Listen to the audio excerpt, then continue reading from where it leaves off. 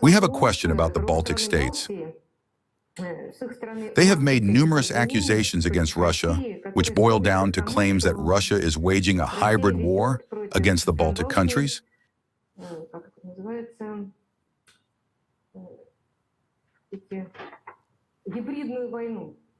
And so now what? Yes. What is your response to that? And who exactly made that statement? Sorry, who made it? Or are you referring to them collectively? Collectively. I won't even list them. I don't even know how to respond to that. Probably patients in a mental asylum think that the doctors have gone mad. That can also happen.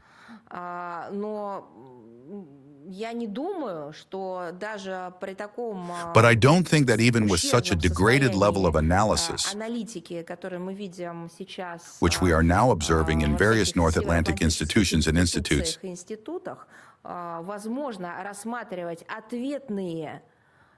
it is possible to regard Russia's countermeasures in response to the European Union sanctions as a hybrid war by Moscow. Let's figure this out. The economy. When, at what stage did Russia, or individual regions, or specific agencies,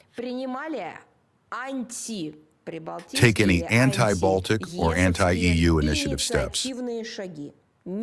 I have never seen, heard, or recall anything like that. Everything Russia has done has been to adopt, as countermeasures, decisions that made it possible, considering the illegitimate and unlawful sanction measures of the European Union, to protect its own producers, its market, and to provide opportunities for the development of the domestic economy, its economic operators, business, and so on, under the conditions of sanctions.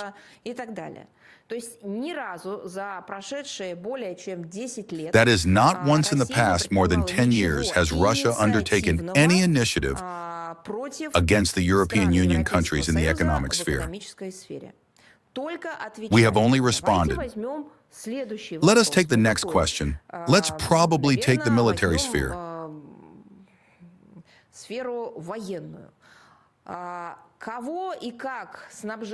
Whom and how has Russia supplied with weapons for carrying out drone or missile strikes on the territory of European Union countries? There are no such examples. This has never happened.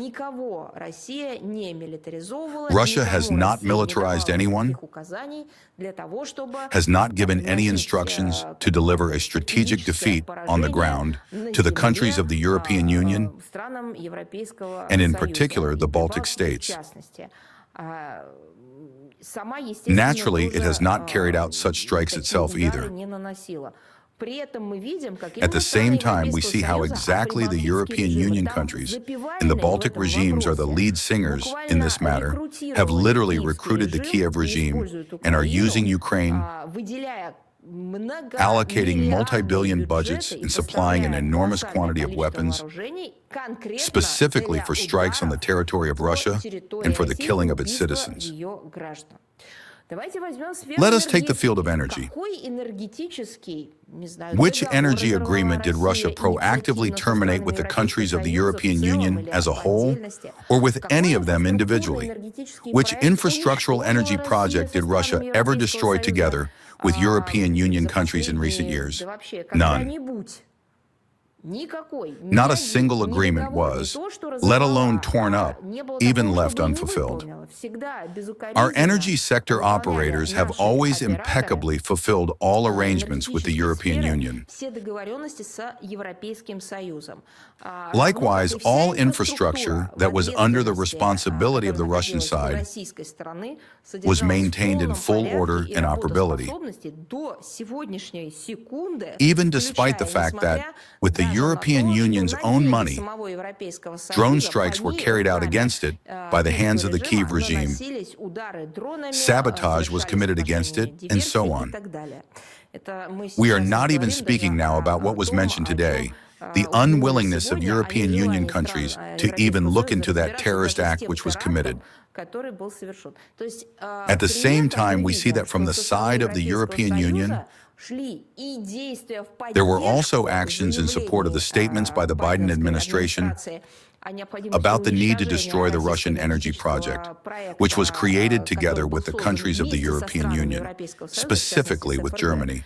We have seen and continue to see, and we perceive, the initiative decisions of the countries of the European Union aimed at the complete undermining of the existing base, from the legislative to the infrastructural, and of energy cooperation with Russia as a whole. It turns out that even in the energy sphere, aggressive actions, from rhetoric to concrete steps, are initiated precisely by the European Union. And again, the Baltic countries act as the lead singers here. They are not the only ones. Poland is also straining itself, but they are in the front ranks.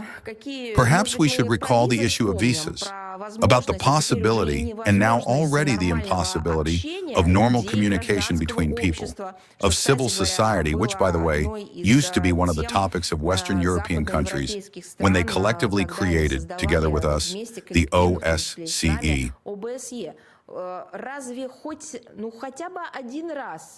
Has Russia ever, even once, proactively worsened the conditions for obtaining visas? Has Russia ever once worsened the conditions for citizens of the European Union to obtain Russian visas? Never. Not once. In fact, many times in response to their destructive policy towards Russian citizens, the retaliatory measures in the visa section, in the visa spheres and sectors, were either not that destructive, or not destructive at all, or were not even undertaken. There were always other grounds found for response.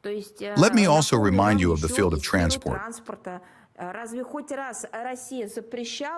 Has Russia even once prohibited its airplanes or its transport operators from carrying out routes to European Union countries, thereby worsening the logistical conditions for EU citizens? Never. All of this, including the destructive policy in the visa, transport, and logistics spheres, air and ground transport are being subjected to discrimination precisely by the EU countries. That's it. We will not go deep into science, the humanitarian sphere, or education. I have listed for you several main clusters that are usually involved in waging wars, in particular, hybrid ones. The military, economic, energy, and transport logistics spheres, everywhere we see aggression coming precisely from the European Union. So there is your answer. There was a short one at the beginning about the mental state of the patients in this Brussels mental hospital. And there was an expanded one with examples.